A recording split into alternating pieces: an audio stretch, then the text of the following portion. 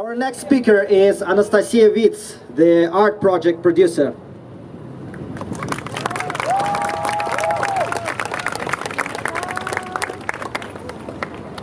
Good evening, ladies and gentlemen. Before the 24th of February, my life was pretty comfortable. I've lived in East Sussex for 20 years, and last time I was in Russia was in 2004.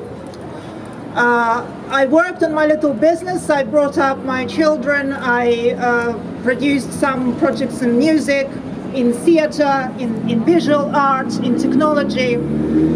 But on the 24th of February, I swiped my phone up in the morning, and all that thing that I built for myself as my life seems to have crashed upon me. And I feel I'm still somewhere under that rubble. Because of that, I was very glad when I was offered to start and devise and produce a project that would involve the art facility for amplifying the anti-war message from the Russians, from around the world, as well as from Russia itself, and that would help to continue building ties between people in Europe and people in Russia. That is how we started The Voice of Russia. You can go to thevoiceofrussia.org and you can see our initiatives. We are currently working on a number of projects. One of them is an art exhibition at the Red Square. Alas, this is just in metaverse, but only for now. So go to our website and have a look if you want to get involved, if you have got your own ideas, if you want to support and help.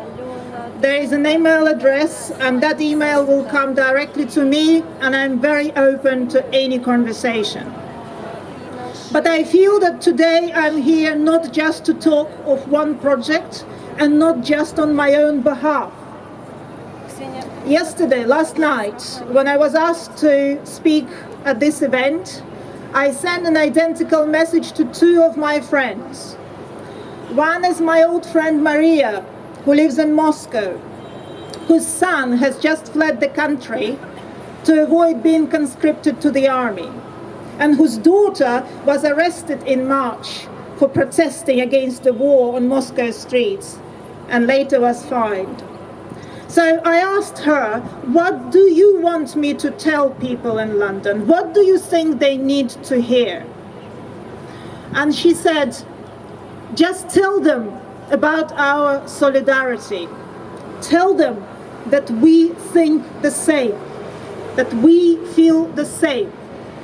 So I'm telling you that now.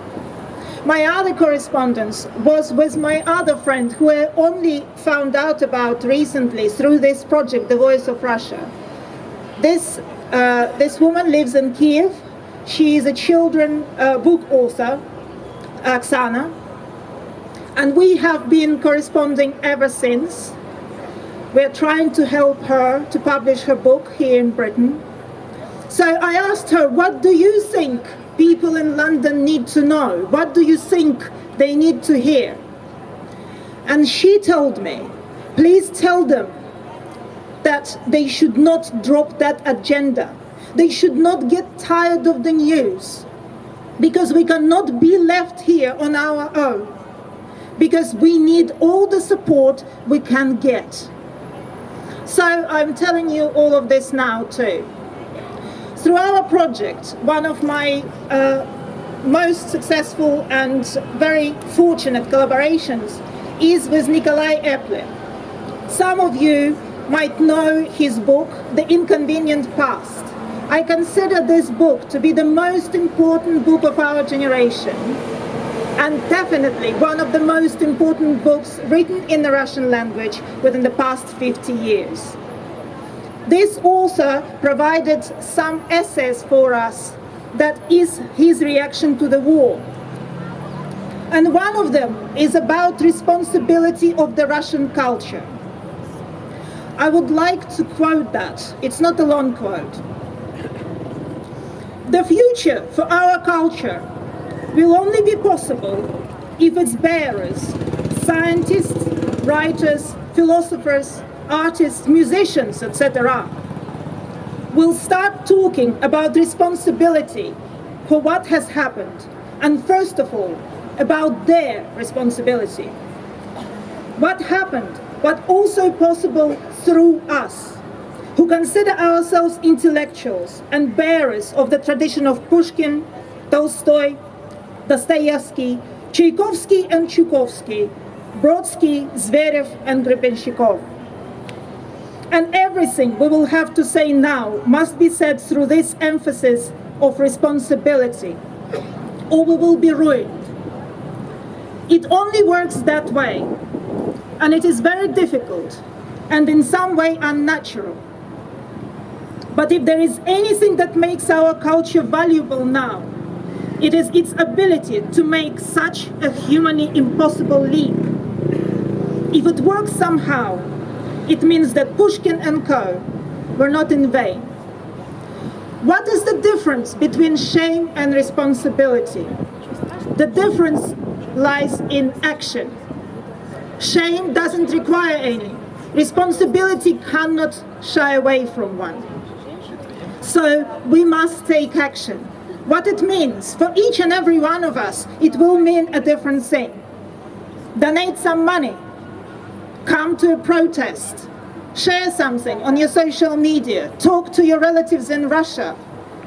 Read a book and tell your friends about it. Support Ukrainian refugees through many groups that are now forming around this country. And if you're connected to East Sussex, I am one of the volunteers in East Sussex. So do something, no matter how little, because only through action we can defeat this. Only through action and nothing else. So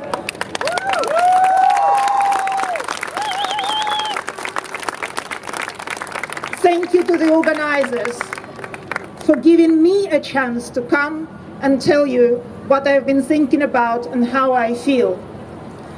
All that is rest to say. Слава Украине! Россия будет свободной! Спасибо. Thank you.